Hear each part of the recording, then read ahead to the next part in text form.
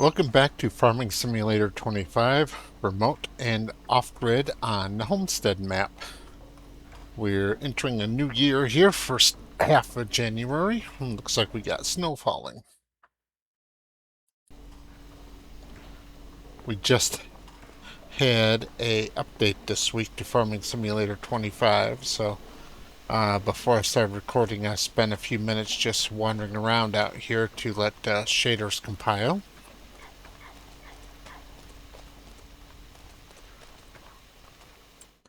Now let's check prices here.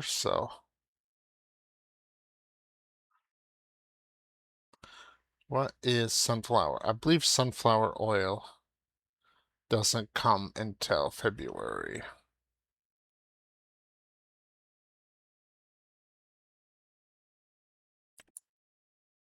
Yep, February. And we're quite a bit off the peak, which is good because I need more time for sunflowers to process.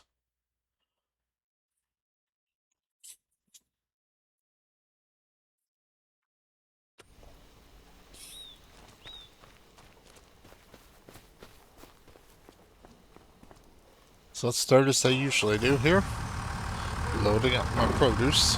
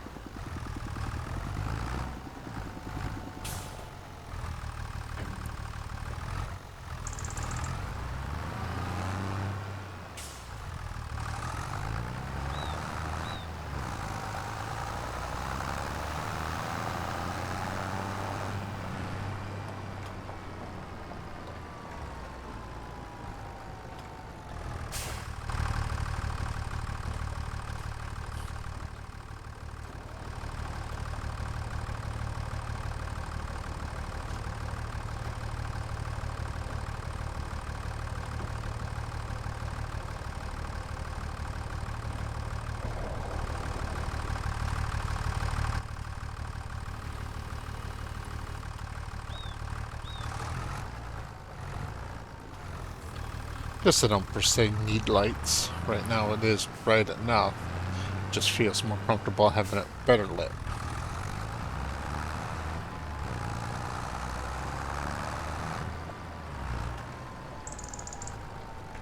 Grab this pound of sunflower oil.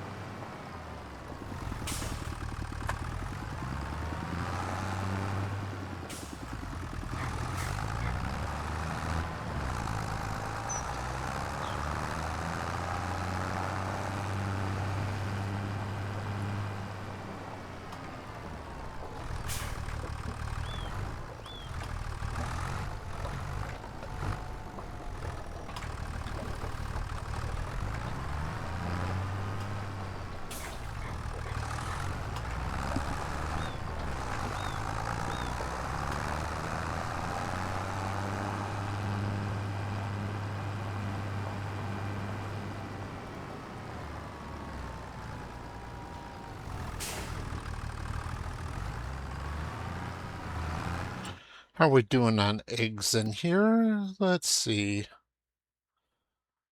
Preserve food factory. Yeah, we could use some more eggs.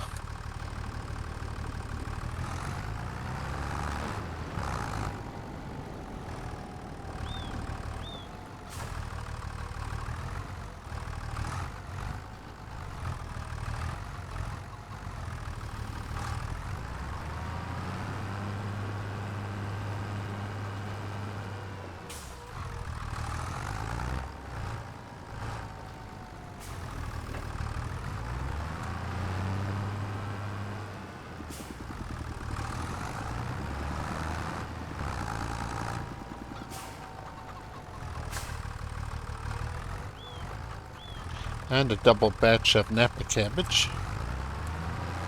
Looks like all my kimchi products made a double batch this month.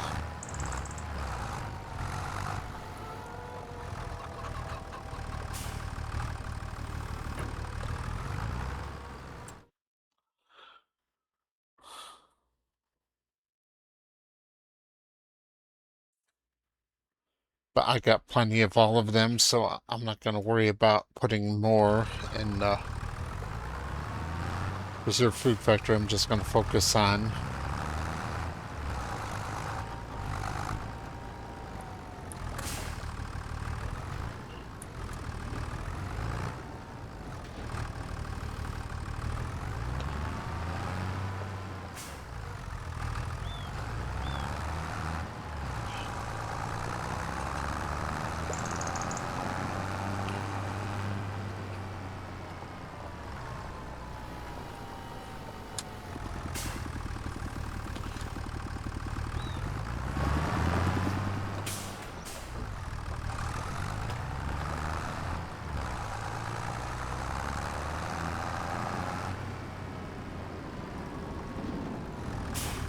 me some extra stuff to sell.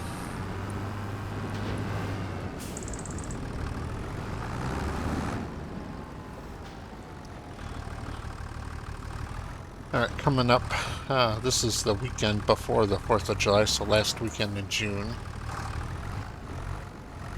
Coming up next Friday is the next auction I'm attending, so I'll record and upload that.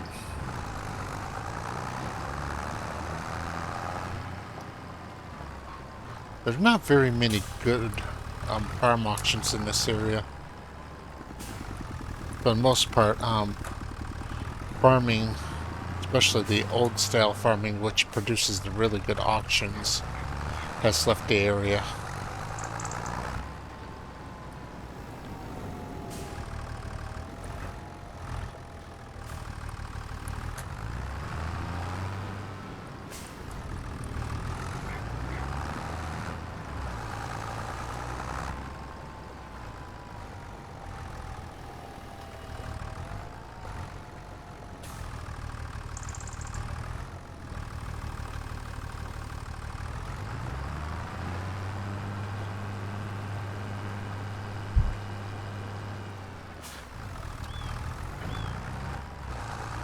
Yeah, the boomer farmers really never did the thing of, just throwing massive amounts of equipment the way that the greatest generation farmers did.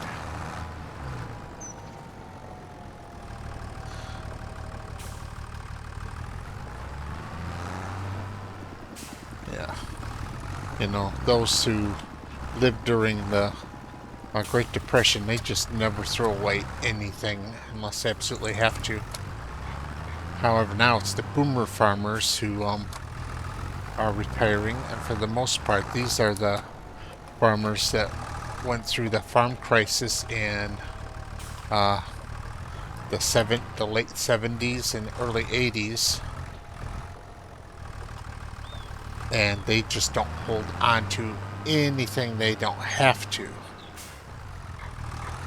Completely different mindset, and the second mindset just does not lead to a whole bunch of neat old tractors and old pieces of farm equipment that have been held just in case to be sold at auction.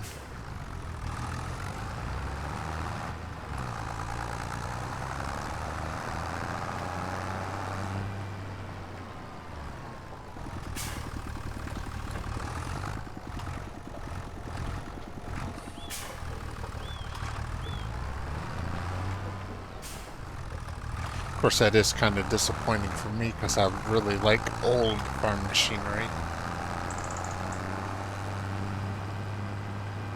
Generally, I like a lot of things that are older. Cars, machinery, houses, to a certain extent. It's not necessarily that things were built better back then, it's just that the ones that a house that was built in 1890 and is still standing in 2026 is a house that was built far above the average building standard.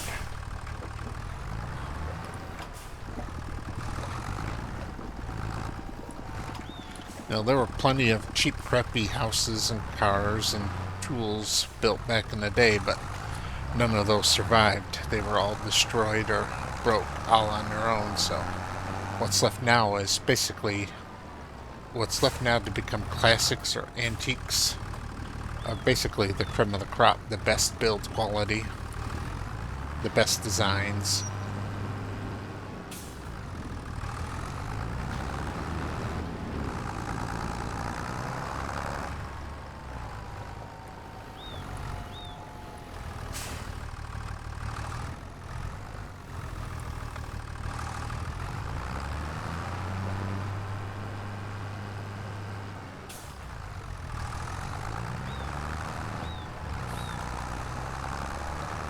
Oh, I'll get a third pallet of tomatoes this month. Nice.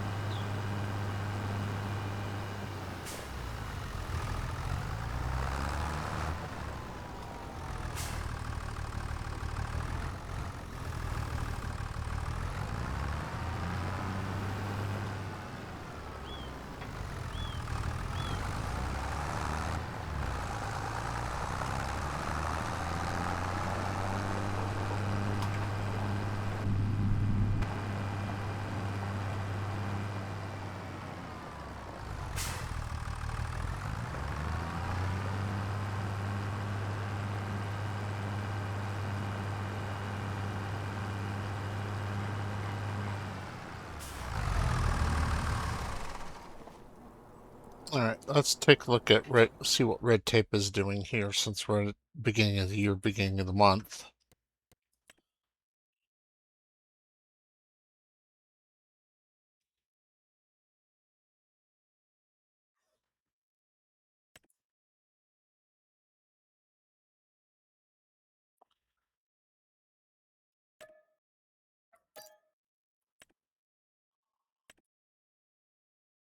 All right, crop promotion.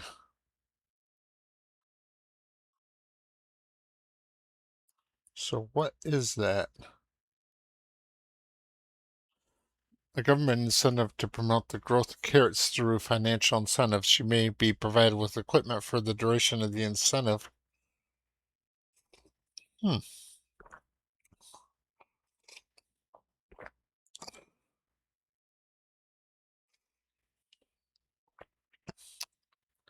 Yeah, if I was gonna grow carrots, my communist harvester is better than this thing.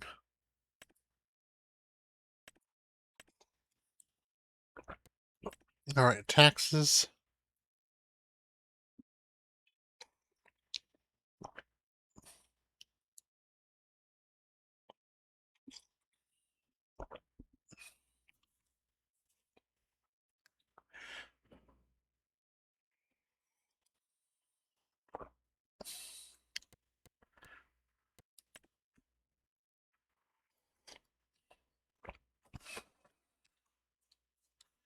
Hmm.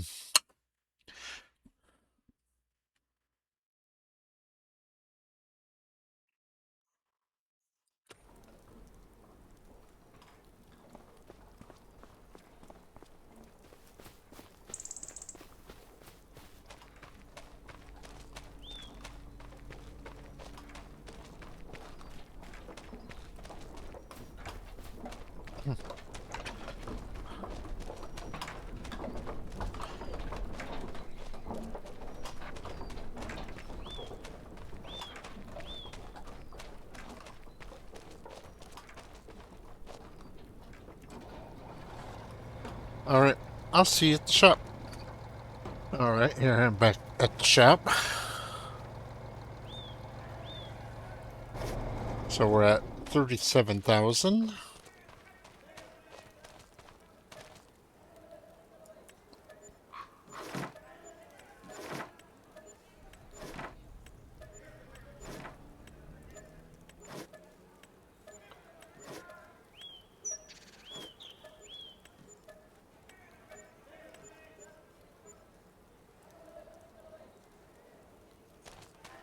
Okay.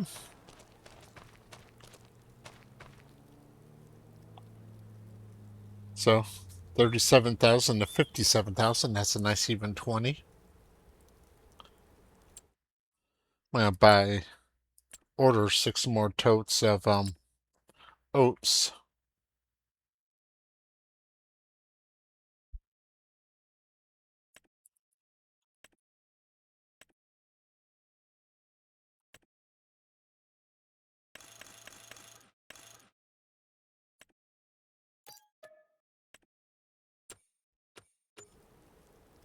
Then I'll pick those up tomorrow.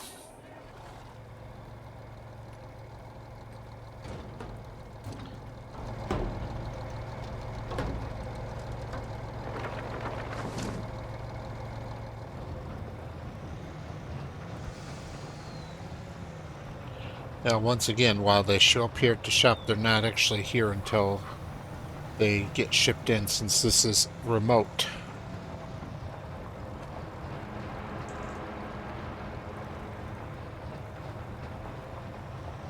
All right, I'll see you back.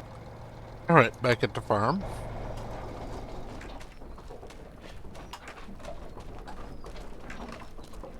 Since it's the first half of the month, I have to do the watering.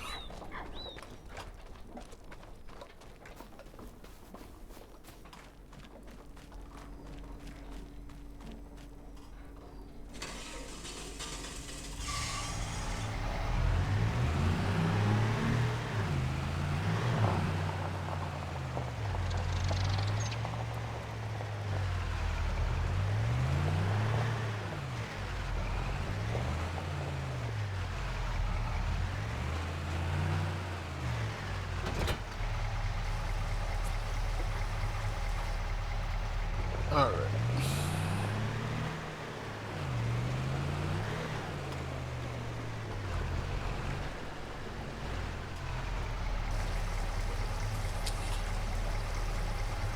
Okay, I'll be back after the watering is done. All right, the watering is done.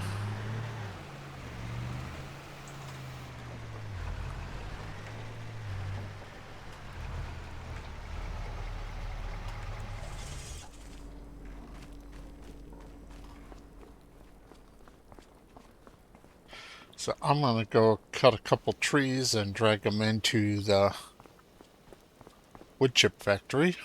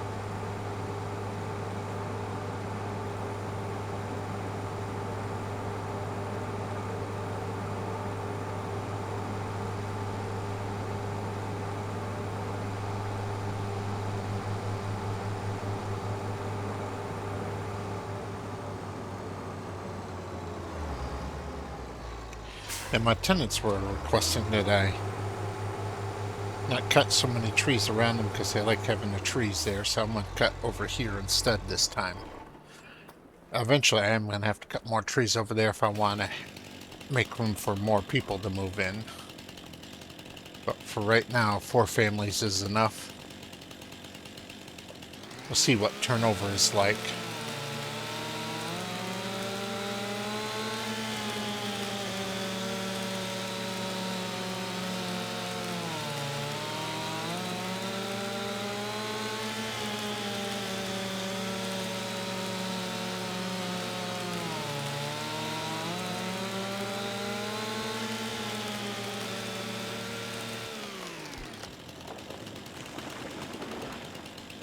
Well, that's not the way I wanted you to fall.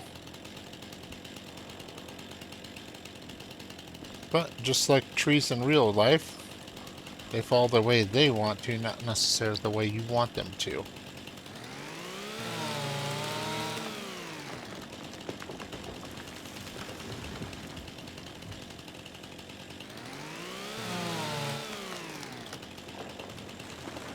Alright. Right, cat. Get on the lap and off the keyboard.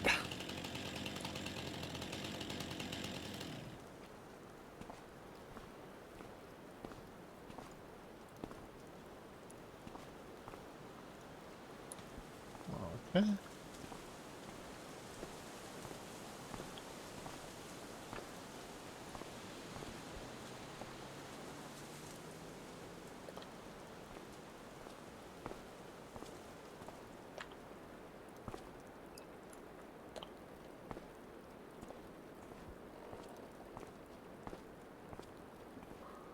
Yeah, I really like this limbing axe.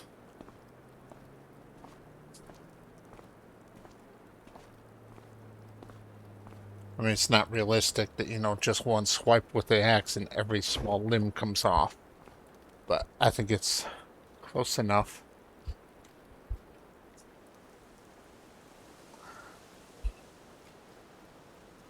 So while I do appreciate realism, in the end, this is a game.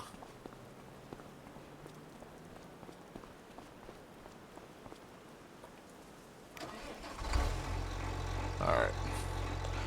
Hopefully this box builder will pull out of here okay.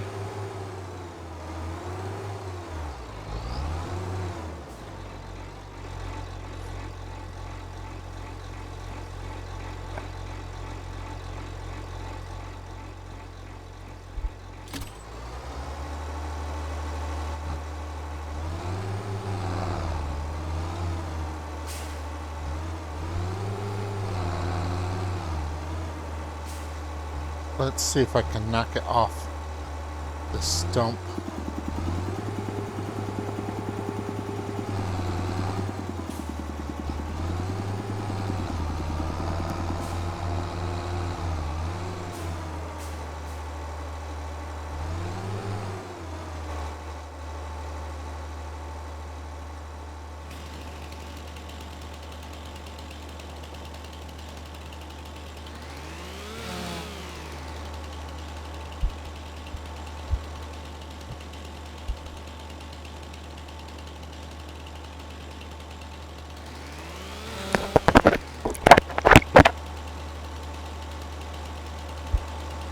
Sorry, cat trying to chew on the microphone.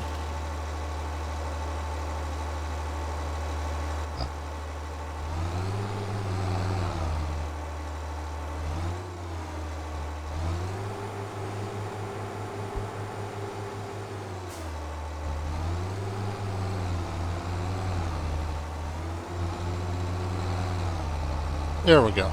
We're clear now.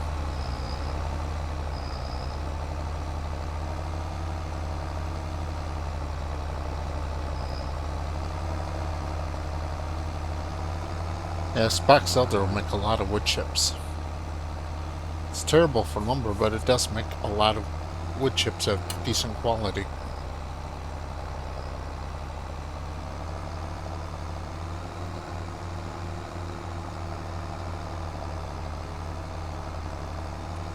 Swing wide here to avoid the beehive.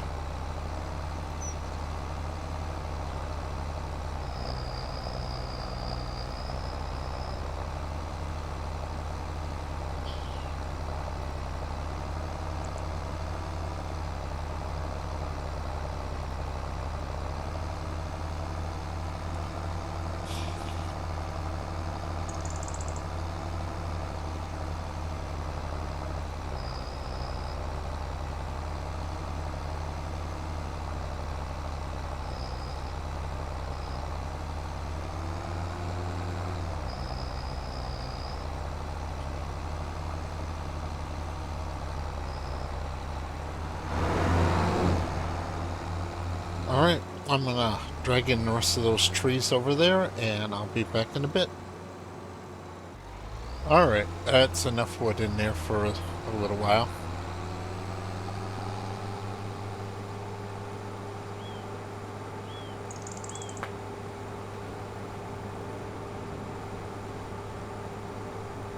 And because of weather conditions, I'm not going to wash the tractor, but I do need to put fuel in it.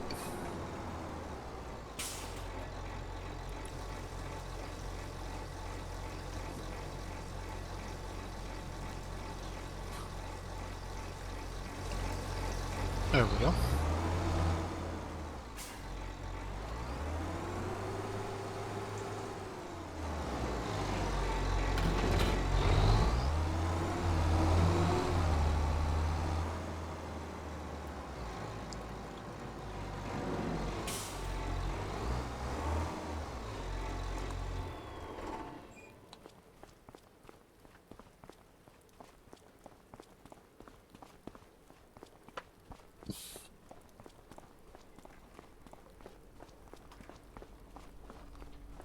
So that's pretty much all I can do today.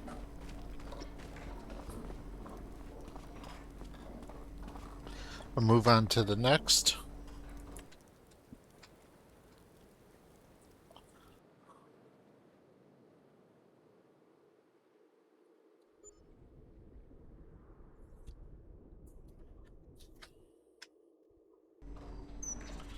Alright.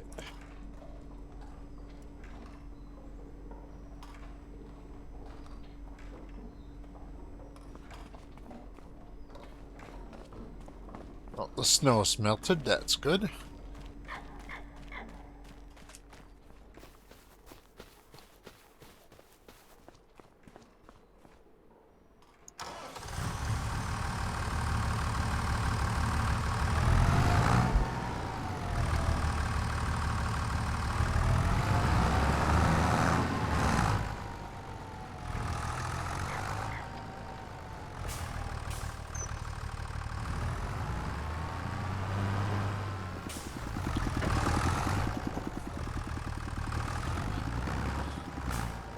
Made a little bit of money overnight too.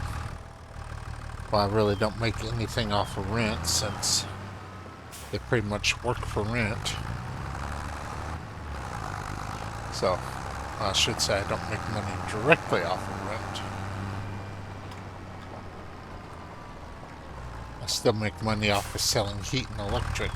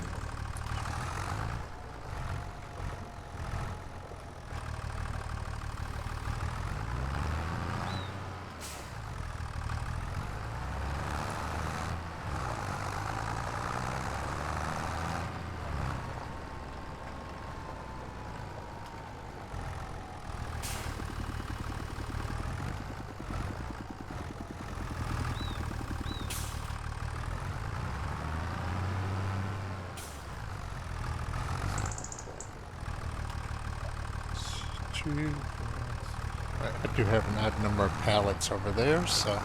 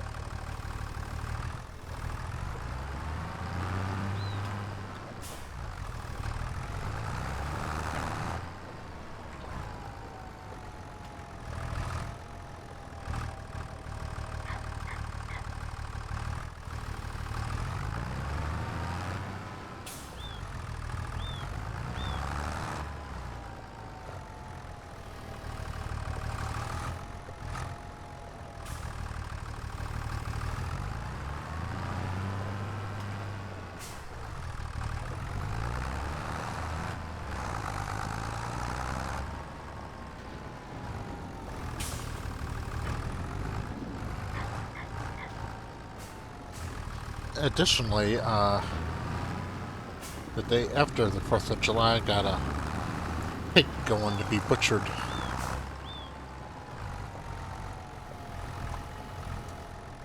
So July 5th, my last barrow is going to slaughter.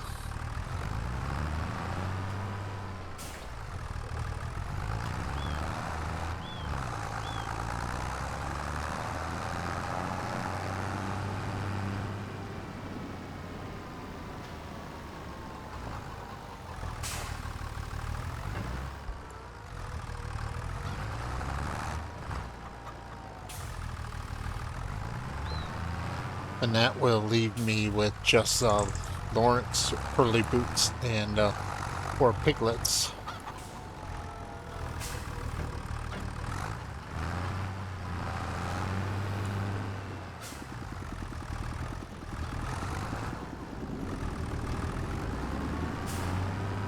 I've already got the piglets sold, so as soon as they hit 4 weeks, they're gone. That'll make things easier.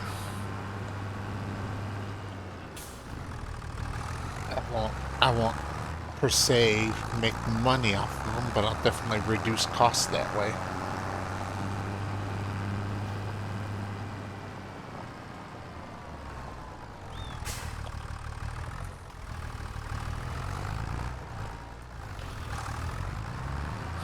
Also joined the American Mulefoot Hog Association.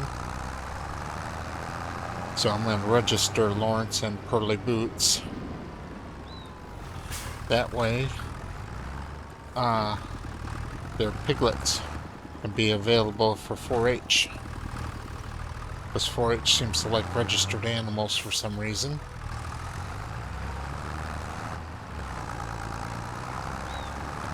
At least it did many years ago when I was in it.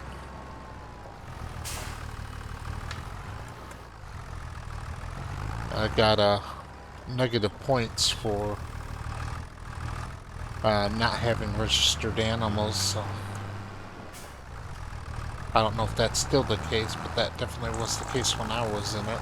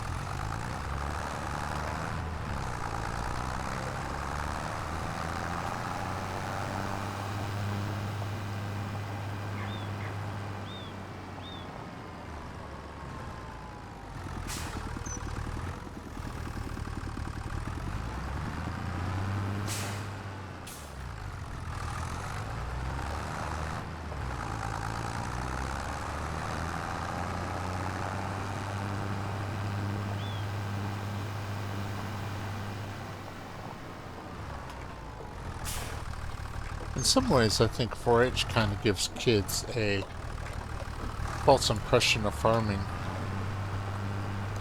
Because after the show, you're required to sell the animals,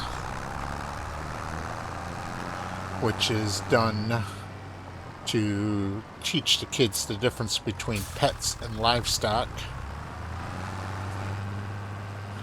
Although every year there's always some that just absolutely freak out, you know. That's kind of a sorting issue there, where if they can't handle the fact that their animal is going to be sold for food, you know, you definitely don't need to be raising livestock anymore. You need to just stick to pets. But the bad part is that people pay exaggerated prices for 4-H animals, way more than what they're worth, and that kind of creates the impression that, you know, normally a good quality butcher hog sells for around $300, but it's not unusual for a 4-H hog to sell for $6, $7, $8, even up to $1,000. You know, so kids who grow up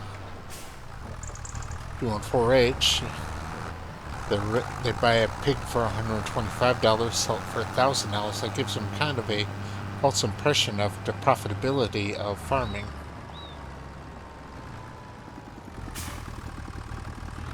When in truth, you know, you're going to be buying a piglet for around $100 and selling it for $300, and you're going to try your best to keep your food costs in between under $200, so that you actually make, you know, something on it.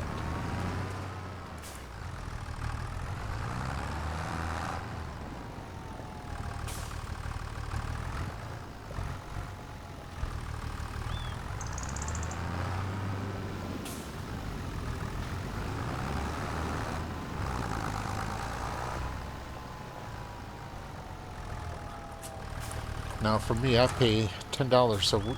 I pay about $10 a week per pig on feed.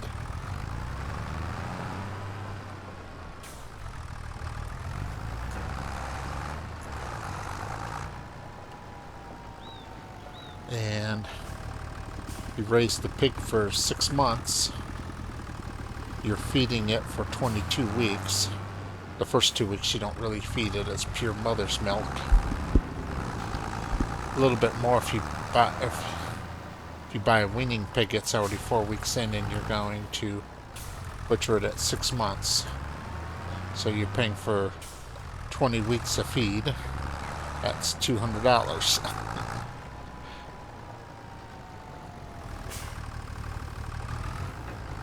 You know, so you try to push that last sale price up from $300 to maybe $350 or something, so you get something out of it.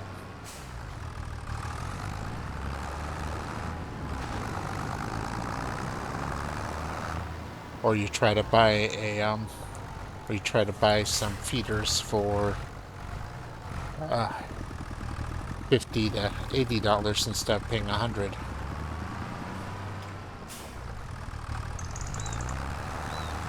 Right now, pork had gone up quite a bit a few years ago, but now the prices have gone down. Because for a while, feeders were selling for like $150 back in 2020. Now they're back down around $60.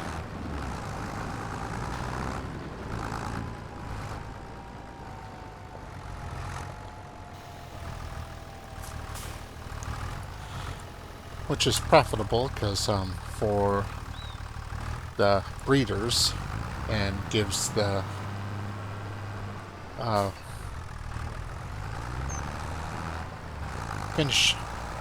the homesteaders that buy feeders a little bit of profit too.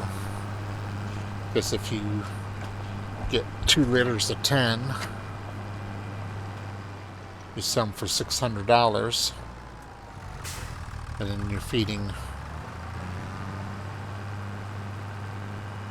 2 pigs for that time. at least a boar or a sow, or maybe do an IVF. You're dumping about $500 a feed into it, the boar and sow, and then getting 600 for a litter of pigs.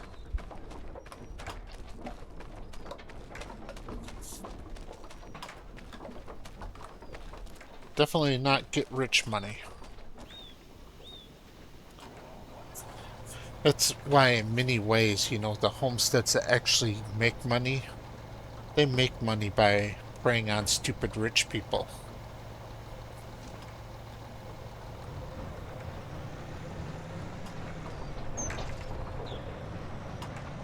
You know, someone that's willing to pay 2 or 3 times, you know, retail value for, you know, pasture raised or homestead pork.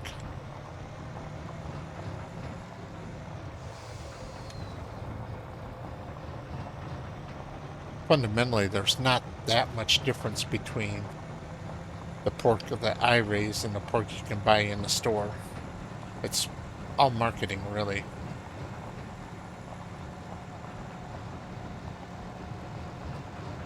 But as long as there's rich people, and more importantly, rich people's daughters that we can sell this stuff to, you know, we can get by.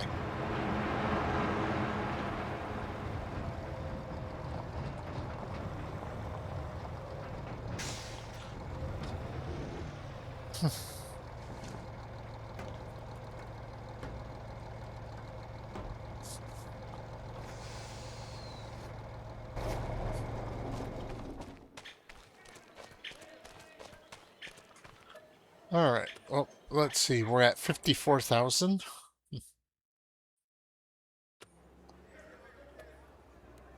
All right.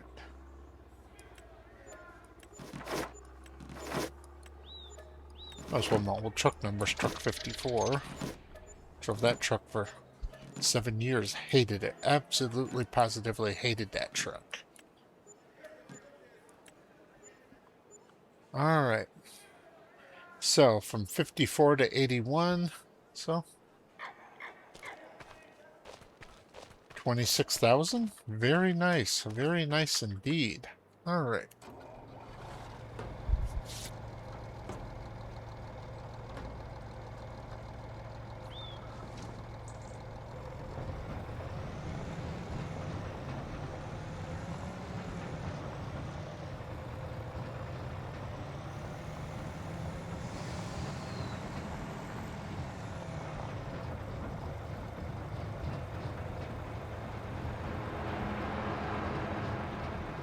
I'll see you back at the farm. Alright, back at the farm, so since it's the second half of the month, it's time to feed the chickens, and then I gotta take wood chips over to the heating plant. Then I gotta try to plant trees so I don't get hit with that big fine for unfriendly forestry.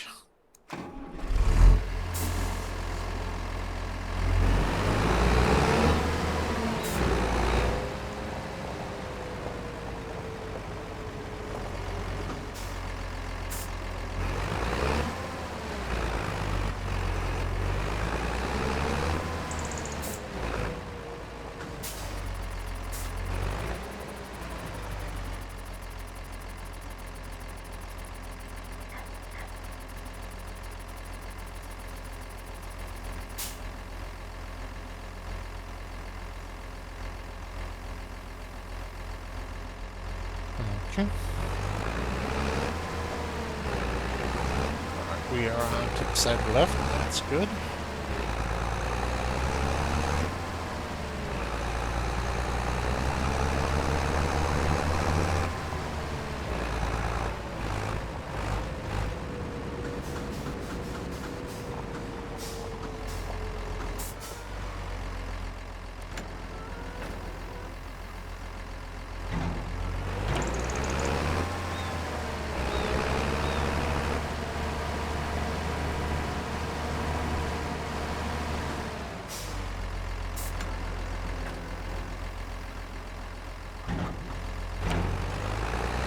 go. Chickens are fed.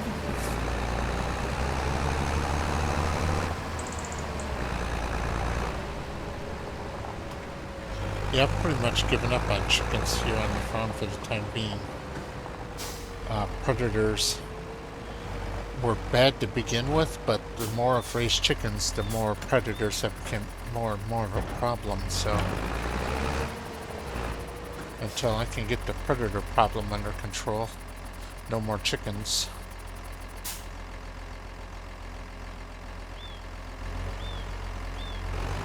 Also, while I'm here, I'm going to go ahead and put the rest of these sunflowers into the windmill.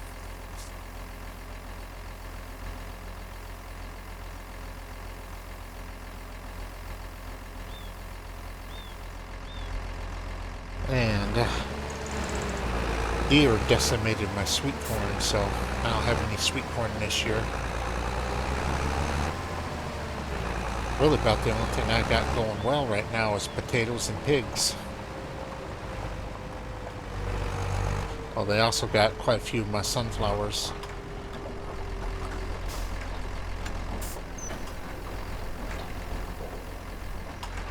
I got people that come out here and hunt deer every winter, but I guess they're not getting enough of them.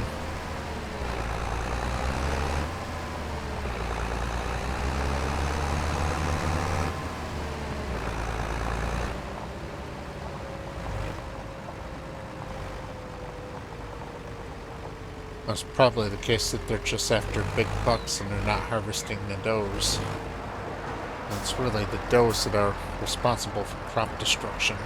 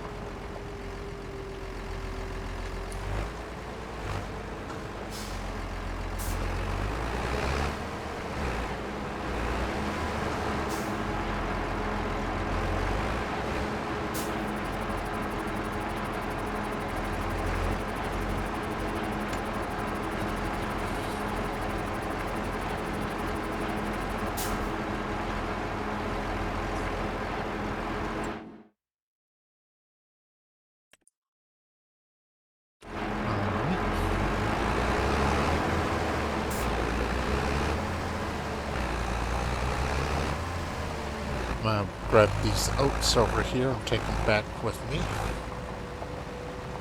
I'll dump them in the windmill.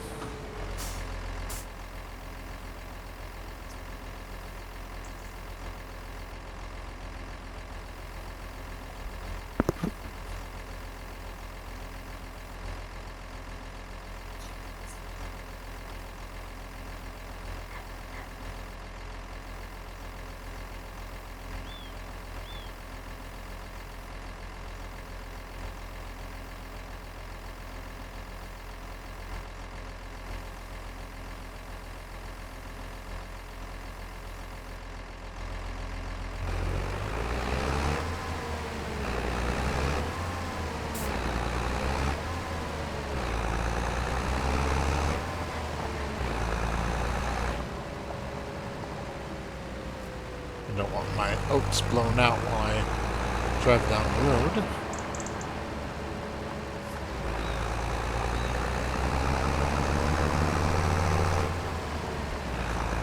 It took a bit for me to get it built, but this strict road to my farm is definitely a great investment that's paying off.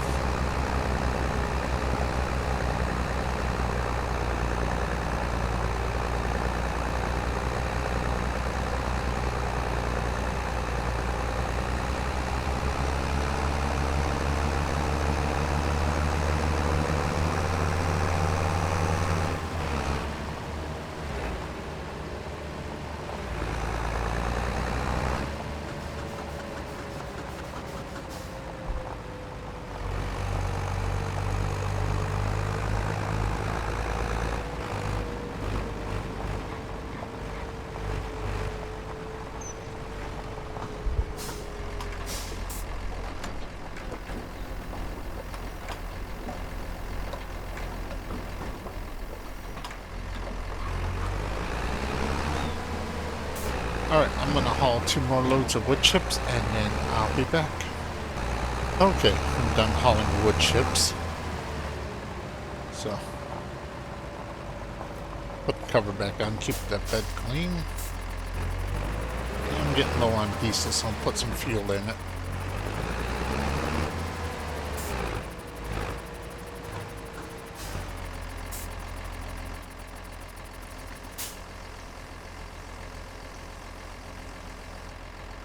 Alright, and the mug is fueled up.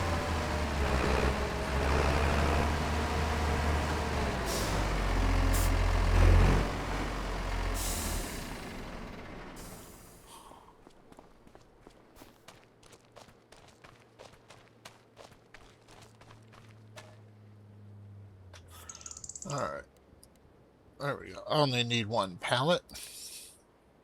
I'm gonna try to plant trees here. Most likely fail, but it seems that just trying counts and keeps me from getting nailed with that. Fine for cutting too many trees.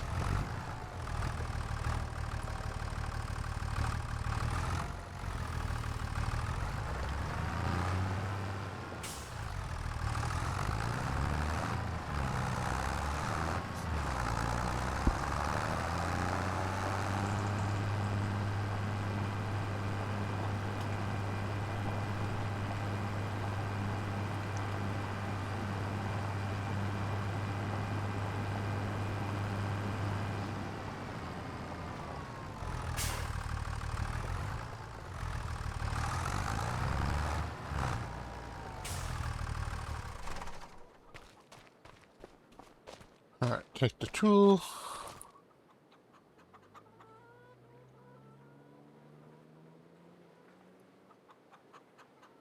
Let's give this a try. Alright, too many trees.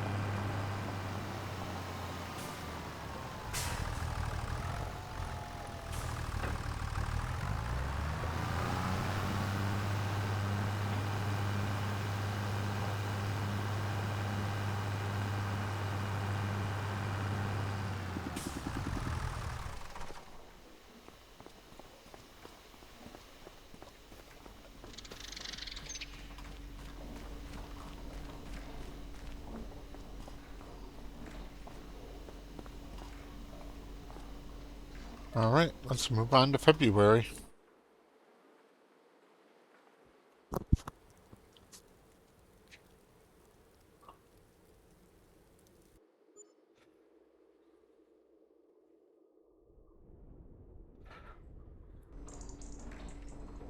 Alright, so... Alright, yeah, no penalty for trees, so that seems to work. Well, it's a little bit different than what I normally do. I just noticed I'm at 57 minutes, so I don't have time to do a good episode to make good for this episode, but I'll end it here. Thank you very much for watching.